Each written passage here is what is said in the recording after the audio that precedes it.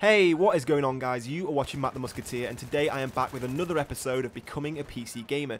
Now today's episode is pretty short, and I'm just here to talk to you guys about a subject which keeps cropping up in the comment section. A lot of you guys are asking me personally about this, and also discussing it between yourselves, and that is of course, which graphics card to pick. If you're just upgrading an existing computer, or even constructing a brand new build, the first question you come across when picking a graphics card is of course, either AMD or Nvidia GTX. Now in my own experience, I have always used Nvidia GTX graphics cards, so I cannot profess to have the best knowledge or experience of AMD cards, but I can tell you what others have taught me and what others have told me and what I have read. And I do know that Nvidia has the best kind of post-purchase or post-sale services over AMD with the Nvidia control panel, which is being updated about once a month with the latest patches to make sure that your graphics card is always playing the latest games at the best settings and best standard that it can do.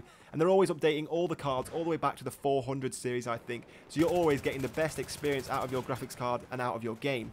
And also, Nvidia has the best DirectX 11 input into the games, which ties directly into your computer itself. So overall, I would always pick Nvidia over AMD when it comes to PC gaming. But with that decision made, you then have to pick which series of card you want, with the 500 and the 600 series being the latest two on offer from Nvidia, each with about 10 different cards in the range.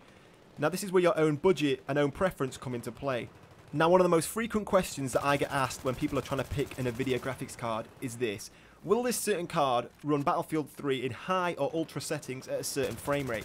Now for any of you guys who have that question about any in particular graphics card, I'm going to try and answer them all in one go by telling you this. When I first got my gaming PC, I had a single MSI GTX 560 Ti, and I could play Battlefield 3 in high settings between 50 and 60 frames per second. I now have two of them SLI'd, and I can play in high at about 120 frames per second and in ultra in about 50 to 60 frames per second.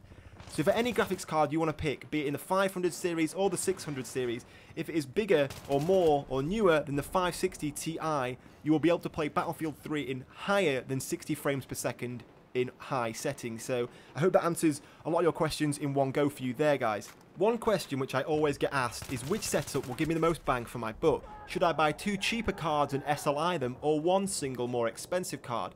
Now SLIing is something that I will always recommend for someone trying to game on a budget. It is what I did. I bought two 560 Ti's for around £150, so £300 total, rather than the equivalent 660 Ti for around £400.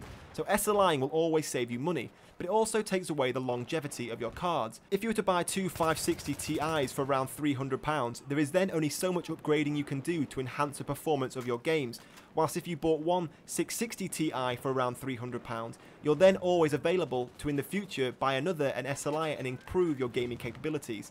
So you've always got to think about the long run, guys, with your graphics card and try and get the most time out of your cards as you can for your money. If you have enjoyed this video, then please give me a thumbs up. It does help out a lot. I'll be back with another episode pretty soon. But in the meantime, guys, thank you for watching, and I will see you soon.